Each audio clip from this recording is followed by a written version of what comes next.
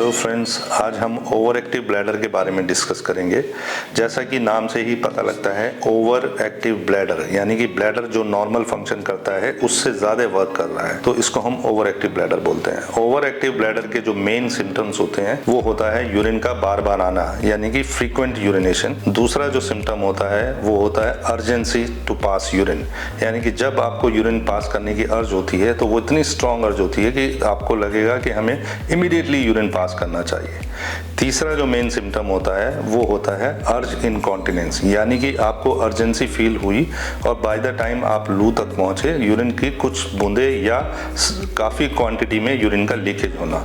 इन symptoms को मिलाकर हम लोग ओवर एक्टिव ब्लैडर बोलते हैं। ओवर एक्टिव ब्लैडर को ट्रीट करने के कई तरीके होते हैं। सबसे कॉमन जो तरीका होता है वो होता है feedback therapy and bladder training. इसके अलावा हम लोग कीगल एक्सरसाइजेज भी कराते हैं जिससे कि ब्लैडर की ओवर एक्टिविटी काफ़ी हद तक कंट्रोल हो जाती है। लेकिन feedback therapy and Kegels exercises mild over active bladder में इफ़ेक्टिव होते हैं। मॉडरेट ओवर एक्टिव ब्लैडर या सीवियर केसेस में हमें मेडिकेशन या सर्जरी का उपयोग करना पड़ता है। ओवर एक्टिव ब्लैडर के लिए जो मेडिसिन अवेलेबल होती हैं वो ब्लैडर को रिलैक्स करती हैं और ब्लैडर की फ्रीक्वेंसी को कम करती हैं। कॉमनली यूज्ड मेडिकेशन जो होती है इसमें मिराबैग्रॉन होती है जो कि ब्लैडर की होल्डिंग कैपेसिटी को इंक्रीज़ करती है। दूसरे नंबर पे हमारा जैसे रॉलिटेन होता है या सॉलिटेन होता है, इस तरीके की ड्रग्स होती हैं। अगेन ये जो ड्रग्स होती हैं ये ब्लैडर की होल्डिंग कैपेसिटी को तो इंक्रीज़ करती हैं बट इनके माइल्ड साइड इफेक्ट भी होते हैं, जैसे कॉन्स्टिपेशन का होना या माउथ की ड्राइनेस का होना।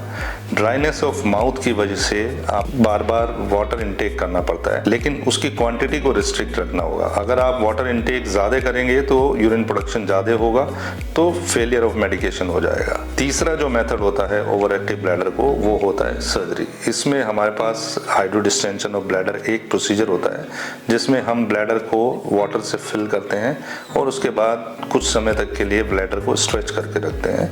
इससे क्या होता है कि जो ब्लैडर की ओवर एक्टिविटी होती है वो कम हो जाती है।